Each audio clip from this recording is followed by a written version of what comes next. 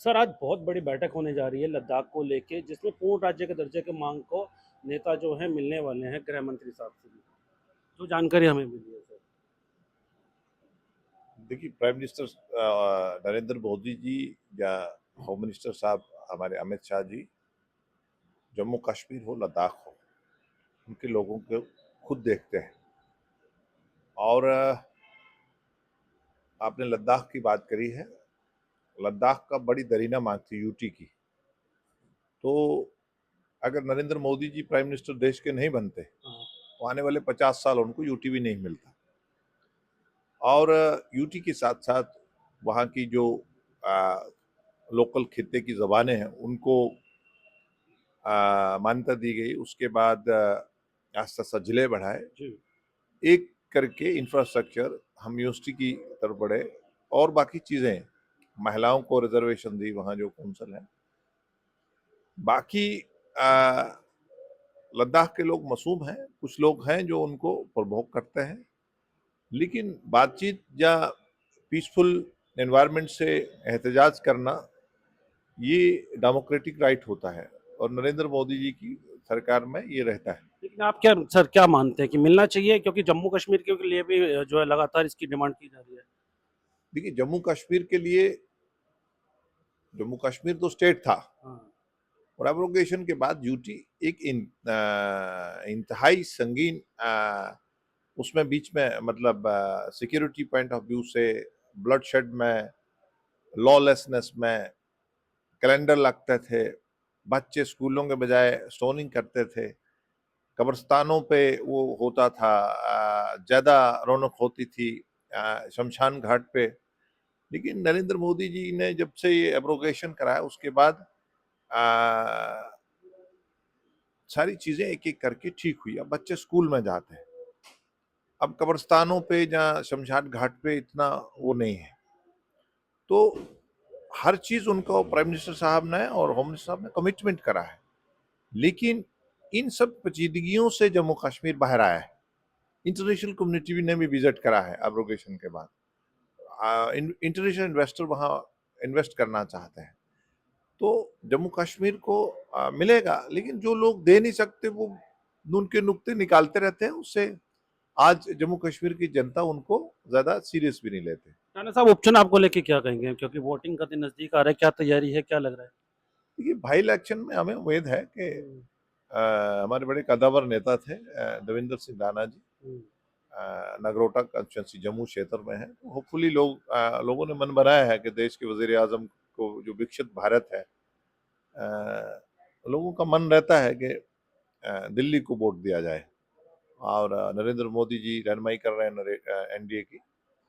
और बडगाम में भी हमें उम्मीद है कि कश्मीर के लोगों ने भी इस यहाँ तक पहुंचने में, कश्मीर के लोगों ने भी अमन पीस के लिए उनका भी, अगर सिक्योरिटी ग्रिड का पूरा वो है, होम मिनिस्ट्री प्राइम मिनिस्टर साहब का पूरा वो है योगदान है, लेकिन कश्मीर के अवाम का भी इसमें पीस अमन लाने में बीजेपी योगदान मान है। रही है दोनों सीटें। हमें उम्मीद है कि लोग हमें प्राइम मिनिस्टर साहब को वोट देंगे। बहुत बहुत शुक्रिया सर, दैनिक सवेरा के लिए अमन, दिल्ली से। सर, आज बहुत बड़ी बैठक होने जा रही है लद्दाख को लेके, जिसमें पूर्ण राज्य के दर्जे की मांग को नेता जो हैं मिलने वाले हैं गृह मंत्री साहब से भी। जो जानकारी हमें मिली है सर। देखिए, प्राइम मिनिस्टर नरेंद्र मोदी जी या होम मिनिस्टर साहब हमारे अमित शाह जी, जम्मू कश्मीर हो लद्दाख हो, उनके लोगों को खुद देखते हैं। और आपने लद्दाख की बात करी है। लद्दाख का बड़ी दरीना मांग थी यूटी की। तो अगर नरेंद्र मोदी जी प्राइम मिनिस्टर देश के नहीं बनते हाँ। तो आने वाले 50 साल उनको यूटी भी नहीं मिलता।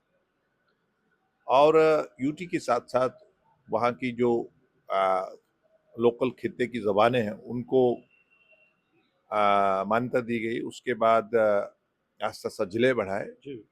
एक करके इंफ्रास्ट्रक्चर हम यूनिवर्सिटी की तरफ बढ़े, और बाकी चीजें, महिलाओं को रिजर्वेशन दी वहाँ जो कौंसल है। बाकी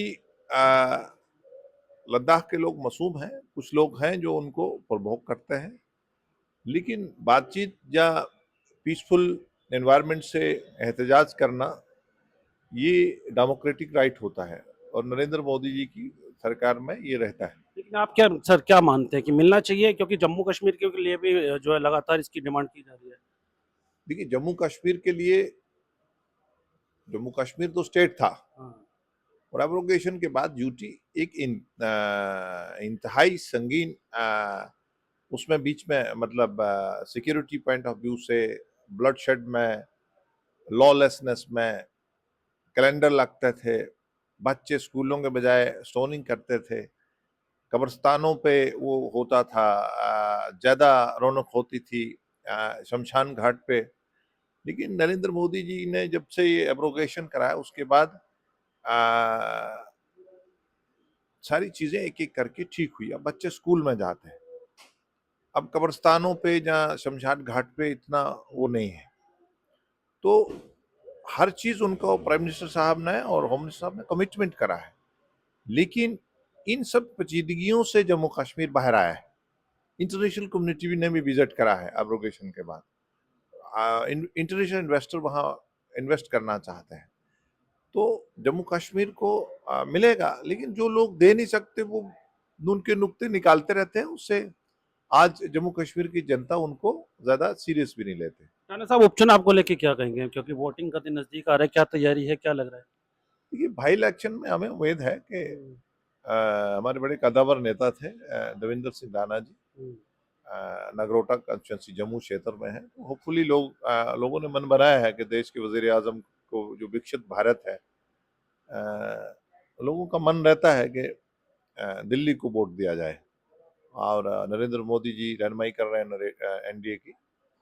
और बडगाम में भी हमें उम्मीद है कि कश्मीर के लोगों ने भी इस यहाँ तक पहुंचने में, कश्मीर के लोगों ने भी अमन पीस के लिए उनका भी, अगर सिक्योरिटी ग्रिड का पूरा वो है, होम मिनिस्ट्री प्राइम मिनिस्टर साहब का पूरा वो है योगदान है, लेकिन कश्मीर के अवाम का भी इसमें पीस अमन लाने में बीजेपी योगदान मान है। लिया दोनों सीटें। हमें उम्मीद है कि लोग हमें प्राइम मिनिस्टर साहब को वोट देंगे। बहुत बहुत शुक्रिया सर, दैनिक सवेरा के लिए अमन, दिल्ली से।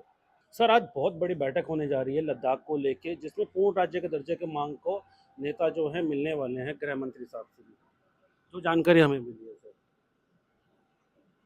देखिए, प्राइम मिनिस्टर नरेंद्र मोदी जी या होम मिनिस्टर साहब हमारे अमित शाह जी, जम्मू कश्मीर हो, लद्दाख हो, उनके लोगों को खुद देखते हैं।